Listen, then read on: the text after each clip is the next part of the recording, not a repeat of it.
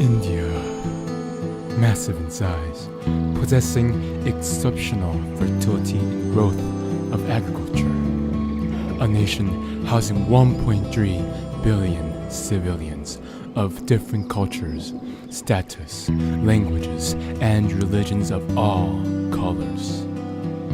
Beneath these massive individuals and cultures, great measures of ancient atrocities can be found. Constant conflicts chiseled apart not only India as a nation, but also permanently shaped the cultures and beliefs of the Indian people today. This explains why the people of India are known to hold animosity against several types of people and tongues. One of the first major religious conflicts date back all the way from the 3rd century BCE, where the Islamic empires of the Middle East sparked violent conflicts. One of the most infamous large-scale atrocities was the Battle of Kalinga. The Battle of Kalinga was fought between the Mauryan Emperor under Ashoka and the state of Kalinga, an independent feudal kingdom located at the eastern coast of India. The Kalingans were fierce, and the Kalinga War included one of the largest and bloodiest battles in Indian history. The whole area of Kalinga was plundered and destroyed, and some discoveries of Ashoka's edicts record that 100,000 whopping people were slaughtered, and on the Kalinga side, an almost unequal number of Ashoka's army were slaughtered. However, some legends amongst the Odia people, or descendants of Kalinga's natives, claim that these figures were highly exaggerated by Ashoka. Nevertheless, Kalinga's army still caused twice the amount of destruction they suffered themselves, and thousands of men and women were deported outside their own country. Little did Ashoka know that the Kalinga War will leave a permanent scar amongst the Indian people's heart today. The war caused Emperor Ashoka to devote the rest of his life to Buddhism, including ahisma, nonviolence, and to Dharma Vyaha, victory through Dharma, ending the military expansion of the empire and beginning an era of more than 40 years of relative peace, harmony, and prosperity.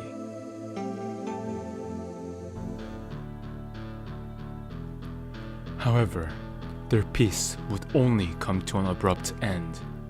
After time passed, conflicts began to spark between India and Muslims. Muhammad bin Qasim, an Umayyad general, started the conquest of West Asia and pushed east. Through the late 8th century CE, Muhammad bin Qasim and his army started the conquest of India. Documents about Indian religious wars during the 8th century shows evidence of Islamic armies attacking Hindu and Buddhist kingdoms in northwest India, now modern Pakistan. And documents about Muhammad bin Qasim's attack show that he relentlessly attacked towns and cities, plundering them for their wealth. His army would capture and enslave Buddhists and Hindus, decimating their temples and monasteries. He would even command mosques and minarets to be constructed over the destroyed temples and remains. The captured men during the attacks were immediately executed. Women and children, they were enslaved. The given Muslim conquest of India is just one of hundreds of examples of religious violence. After this spark, the attacks have continued, going on for centuries more. In order to look within the religious conflicts that Hindu Indians have today, historians dig deeper within the history of ancient India as a common picture begins to paint clearer than before, revealing truths of the past that may be just the cause for the conflicts that exist. The evidence of Mahmud Ghazi. Mahmud Ghazi was a sultan who invaded the Indian subcontinent from present-day Afghanistan during the early 11th century. His campaigns included plundering and destroying the Hindu temples. In 1024 AD, Mehmed of Ghazni attacked and destroyed the third Somnath temple, killing over 50,000 civilians and personally destroying the Shiva lingam after stripping it of its gold. Mehmed of Ghazni made at least 17 raids into India. And the last event, one of the most destructive and the most hideous and atrocious event, Timur's massacre of Delhi. Ruler Timur's invasion of Delhi had many slaughters and many other large-scale atrocities inflicted towards the Hindus. The Hindu Indians were massacred or enslaved if they survived. He not only massacred the Indian Hindus, but also the Muslim population in order to punish them for its religious tolerance towards the Hindus. 100,000 prisoners, mainly Hindus as well as few Muslims, were killed before he attacked Delhi. A Persian historian named Sharafuddin Yazdi explained this atrocity. Quote, "Many more were killed when he reached Delhi. Timur's soldiers longed eagerly to plunder and destroy Delhi. On a Friday night, there were about 50,000 men in the city who were plundering and burning houses. In many places, resistance and rebellion took place. On a Sunday, the entire area was pillaged and destroyed.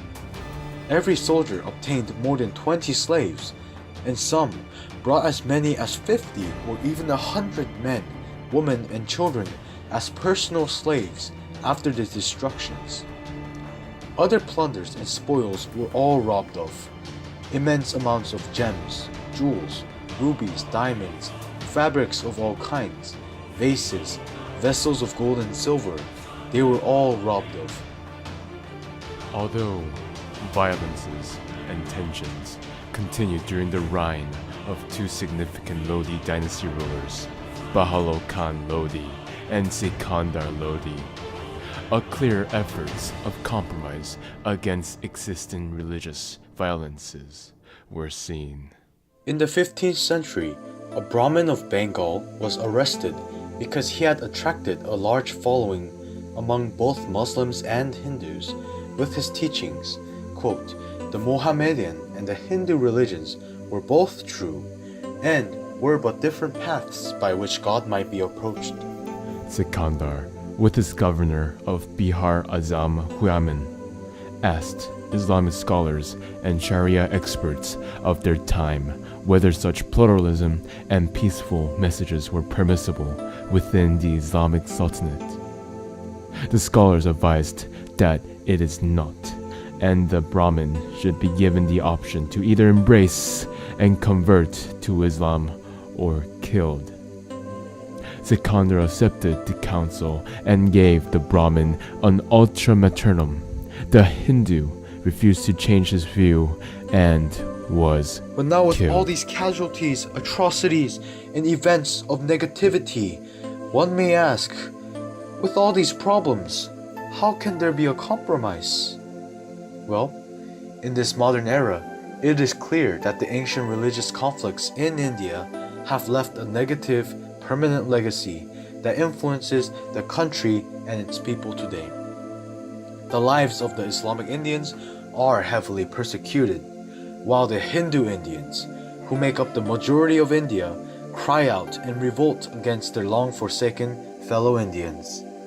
Although many aspects of the existing religious tensions between Islams and Hindus can still be seen in this modern world, the hidden similar cultures and beliefs of their religions, geography, and their culture subconsciously unites and bonds the people as fellow Indians. And just as the Brahmin of Bengal said before he was arrested and killed, both the Muslim and Hindu religions are both true. They are only different paths by which God might be approached. Therefore, in conclusion, it is clear that there is a compromise amongst the Indian people and their society today.